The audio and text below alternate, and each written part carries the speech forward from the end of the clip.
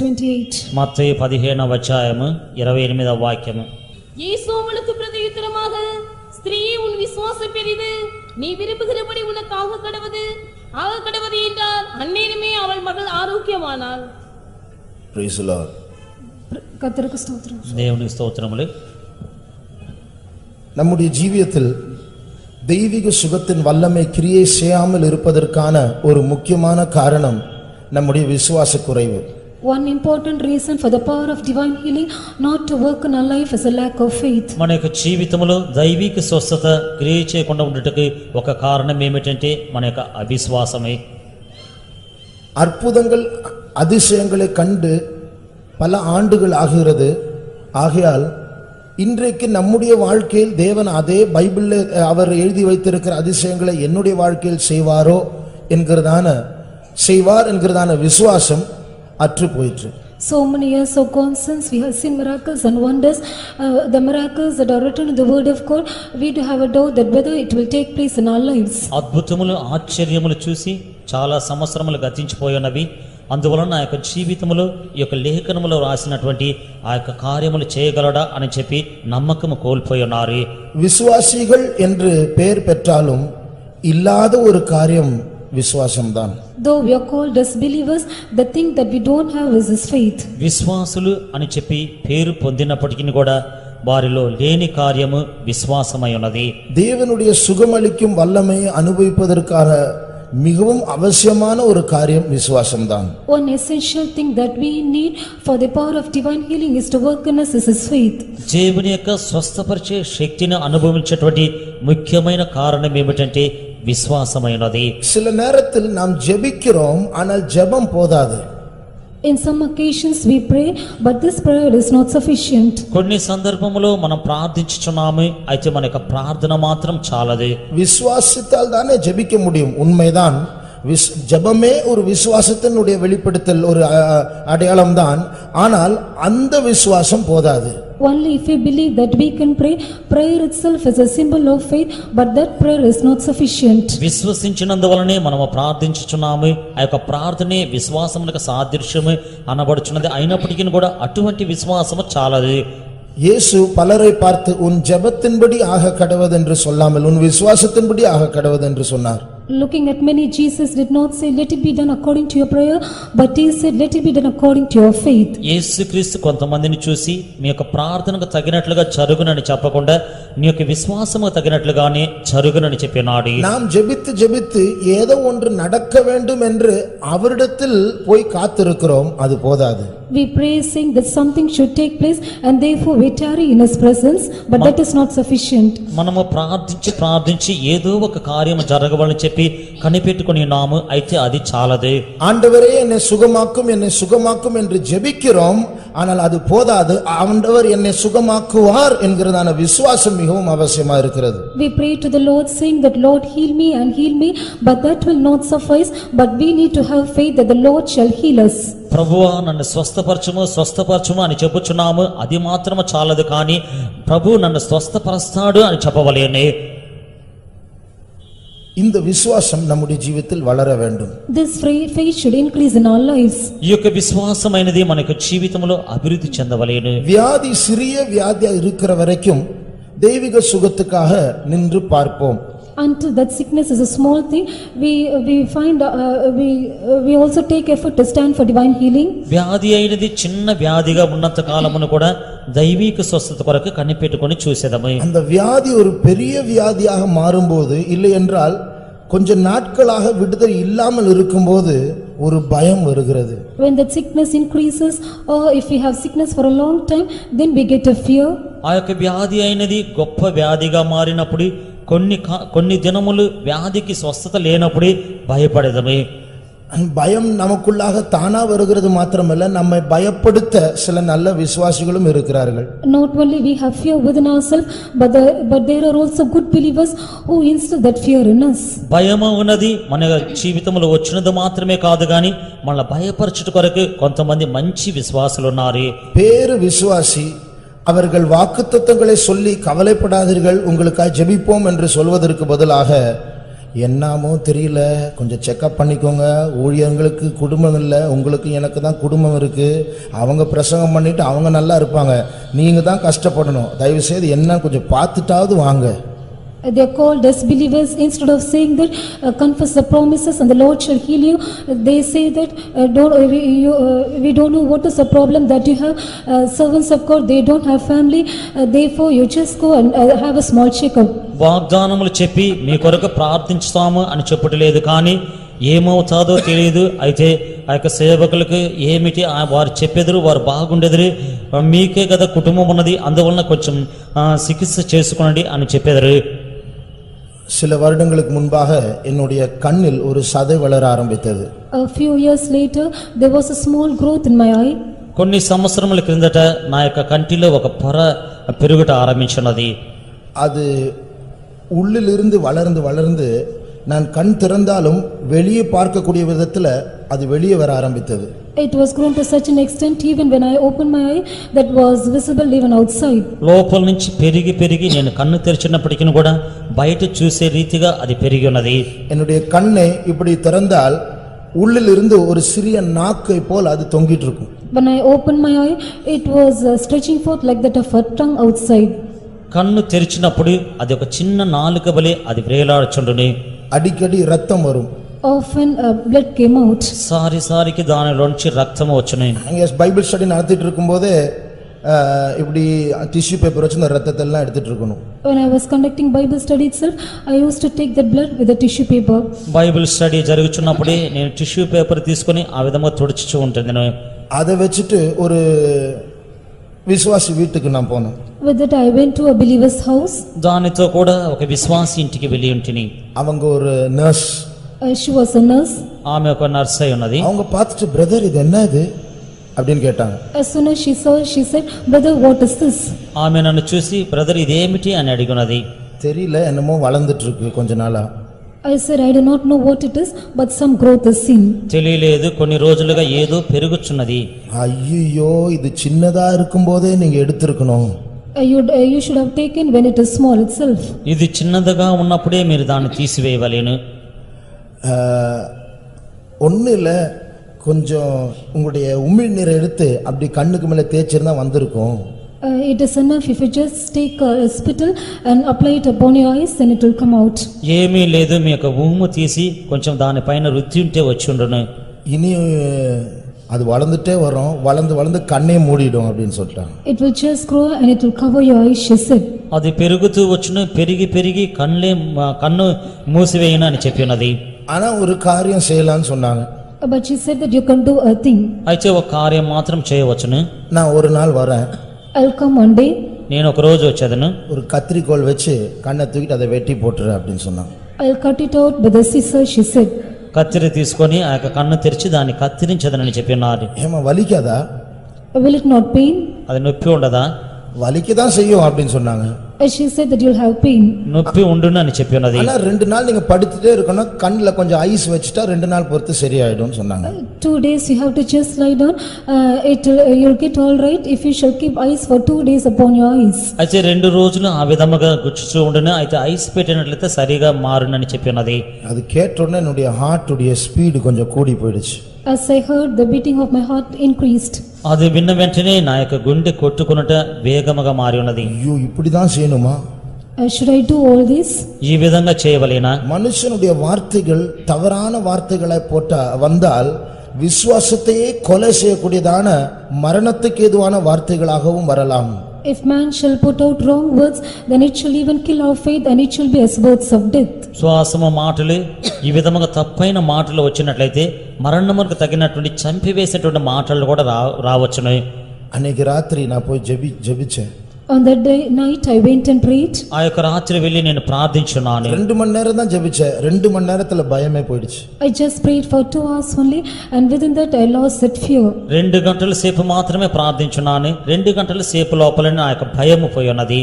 2 வாரம் பிறகு இன்னொரு விசுவாசி ஒரு நல்ல விசுவாசத்தின் வார்த்தையை சொன்னாங்க. பிரதர், இது கேன்சராக கூட இருக்கலாம். After 2 weeks, another believer, she said that this may be a cancer. ఇంకొక 2 వారముల తర్వాత ఒక విశ్వాసి ఇంకా మంచి మాటలు చెప్పినాడు. బ్రదర్, ఇది క్యాన్సర్ గా కూడా ఉండవచ్చును. ஆனால் கர்த்தருடைய கிருபையினால் எனக்கு பயம் வரவில்லை. But by the grace of God, I did not have any fear. దేవుని యొక్క కృప వలన నాకు భయము పుట్టలేదు. கொஞ்சம் கொஞ்சமாக அதனுடைய சைஸ் குறைய ஆரம்பித்தது. Little by little, the size of it began to decrease. కొంచెం కొంచెముగా దాని యొక్క సైజు తగ్గిపోయి ఉన్నది. ஒரு நாள் இரும்பில் உட்கார்ந்து கொண்டிருக்கும்போது அது விழுந்து என்னுடைய கையிலே வந்து விட்டது. One day when I was sitting at Irumulu, it came down from my eyes and fell down. ఒకరోజు ఇరుములూరులో కూర్చొని ఉన్నప్పుడు అది ఊడి నా యొక్క చేతిలో పడి ఉన్నది. நம்முடைய விசுவாசத்தின்படியே ஆக கடவது. Let it be done according to our faith. మన యొక్క విశ్వాసంగా తగినట్టే జరుగుని. நானும் உன் பரிகாரியாகிய கர்த்தர் என்று அவர் சொல்லாமல் நானே உன் பரிகாரியாகிய கர்த்தர் என்று அவர் சொன்னார். He did not say that even I am the healer, but he says that I am your healer. నేను నిన్ను స్వస్థపరిచే యెహోవా అని చెప్పకుండా నిన్ను స్వస్థపరిచే యెహోవా నేనే అని చెప్పినాడు. வெறும் ஜெபத்தை மாத்திரம் செய்து அவர் ஏதோ ஒன்று செய்யட்டும் என்று எதிர்பார்த்து கொண்டிருந்தால் ஒன்றும் நடக்காது. If we just pray alone and remain that let him do something for us, that nothing shall take place. ఊరక ప్రార్థన మాత్రమే చేసి ఆయన ఏదో ఒకటి చేయవలెను అని చెప్పి కాచుకొని ఉన్నట్లయితే ఏమీను జరగదు. நாம் ஜெபிக்கும் போது அவர் செய்வார் என்கிறதான நிச்சயத்தோடு நாம் ஜெபிக்க வேண்டும். As we pray, we should pray with assurance that the Lord shall do that for us. మనము ప్రార్థించినప్పుడే ఆయన చేయగలడు అని చెప్పి విశ్వాసముతోటి ప్రార్థించవలెను. ஸ்திரீயே உன்னுடைய விசுவாசம் பெரியது என்று அவர் சொல்வதற்கு காரணம் என்ன? What is the reason for Jesus to say, "Woman, great is thy faith"? అమ్మా నీ విశ్వాసము గొప్పది అని చెప్పి ఆయన చెప్పుటకు కారణం ఏమిటి? சுகத்திற்காக அவர்களுடைய மகளுடைய சுகத்திற்காக இயேசுவை அணுகும்போது When she sought Jesus for the healing of her daughter, ఆమె యొక్క కుమార్తె యొక్క స్వస్థత నిమిత్తమై ప్రభువుని వేడుకొనున్నప్పుడు இயேசு இதோ வருகிறேன் என்று சொல்லவில்லை. Jesus did not say, "Lo, I come." యేసు ఇదిగో వచ్చుచున్నానని చెప్పలేదు. அவர்கள் அவரிடத்தில் அணுகும்போது அவருடைய 3 ரியாக்ஷன்ஸ் பிரதிக்கிரியைகளை நாம் பார்க்கிறோம். When she saw Jesus, we find 3 reactions of him. ఆయన వద్దకు ఆమె వెళ్ళినప్పుడు ఆయన యొక్క 3 విధమైనటువంటి ప్రతిక్రియలను మనం చూడగలుగుచున్నాము. 22 23 வாசிங்க. Verses 22 and 23. 22 23 వాక్యములు. அப்பொழுது அந்த திசைகளில் குடியிருக்கிற கானானிய ஸ்திரீ ஒருத்தி அவரிடத்தில் வந்து, ஆண்டவரே, தாவீதின் குமாரனே, எனக்கு இரங்கும், என் மகள் பிசாசினால் கொடிய வேதனைப்படுகிறாள் என்று சொல்லி கூப்பிட்டாள். அவளுக்கு பிரதியுத்தரமாக அவர் ஒரு வார்த்தையும் சொல்லவில்லை. அவளுக்கு பிரதியுத்தரமாக ஒரு வார்த்தையும் சொல்லவில்லை. And he answered her not a word. అందుక ఆయన ఆమెతో ఒక్క మాట అయినను చెప్పలేదు. நம்ம ஆண்டவரை பாருங்க, நமக்கு கூட அப்படிதானே பண்ணுவாரு. நம்ம ஒன்னு கேட்போம், ஒண்ணுமே சொல்ல மாட்டார், அமைதியா இருப்பார். Look at our God, even so he shall do for us also. When we shall ask him for a particular thing, he shall remain silent. మన యొక్క ప్రభువు చూడండి, మనము కూడా ఒకటి అడిగేదము, దానికి ఏమీని చెప్పకుండా ఊరకుండాని. இந்த ஸ்திரீ ஆனவள் ஒரு முறை கேட்கவில்லை, பலமுறை கேட்டாள். This woman she did not ask once, but she asked for many times. ఈ యొక్క స్త్రీ ఒక్కసారి అడగలేదు, పలు విధమైన సార్లు అడిగినది. 23 వచనத்தை தொடர்ந்து வாசிங்க. பிரதியுத்தரமாக அவர் ஒரு வார்த்தையும் சொல்லவில்லை. அப்பொழுது அவருடைய சீஷர்கள் வந்து, இவள் நம்மை பின்தொடர்ந்து கூப்பிடுகிறாளே. இவள் நம்மை பின்தொடர்ந்து கூப்பிடுகிறாளே. அப்படி என்றால் அவள் இயேசு பதிலே சொல்லல, ஆனால் இவள் கூப்பிட்டு கொண்டே இருக்கிறாள். The disciples they said that for she cried after us, that means she was continually calling after Jesus, but Jesus never replied unto her. ఈమె మన వెంబడి వచ్చి కేకలు వేయుచున్నది అని చెప్పినట్లయితే ఆ యేసు ఒక్క మాట కూడా పలకలేదు. అయినప్పటికీ కూడా ఈమె ఆ విధముగా బ్రతిమాలుకొనుచున్నది. சில நேரங்களில் சுகத்துக்காக விடுதலைக்காக ஆண்டவரை நாம் கூப்பிட்டு கொண்டே இருக்கிறோம். இந்த ஸ்திரீயை போல பின்தொடர்ந்து கொண்டே இருக்கிறோம். அவர் பதிலாக ஒன்றுமே சொல்லுகிறதில்லை. In some occasions for our healing we cry unto God, we keep on calling God and keep on crying unto God, but God never answers us. ఒక సందర్భములో మనము కూడా యేసు వైపు చూసి స్వస్థత నిమిత్తమై విడుదల నిమిత్తమై మనం విజ్ఞాపన చేయుచునే ఉన్నాము. అయితే యేసు ఒక్క మాటైనా పలుకలేదు. ఈ యొక్క స్త్రీ చేసిన విధముగానే మనం చేయుచున్నాము. இதற்காக நாம் என்ன செய்யலாம்? What should we do for this? ఇందు నిమిత్తమై మనం ఏం చేయవలెను? நான் கூப்பிட்டு பார்த்தேன், ஒன்றும் நடக்கவில்லை, நான் போகிறேன் என்று சொல்லலாமா? I cried unto the Lord and there was no answer from him. Can we say that let me go? నేను కేకలు వేసినాను, అయినప్పటికీ కూడా ఏమీను జరగలేదు అని చెప్పి వెళ్ళిపోయేదమా? போனால் எங்கே போகிறோம்? If we go, then where shall we go? పోయినప్పటికీ కూడా ఎక్కడికి వెళ్ళేదము? பதில் சொல்லாத இயேசுவை விட்டு போனால் பிரியமானவர்களே எங்கே போக முடியும்?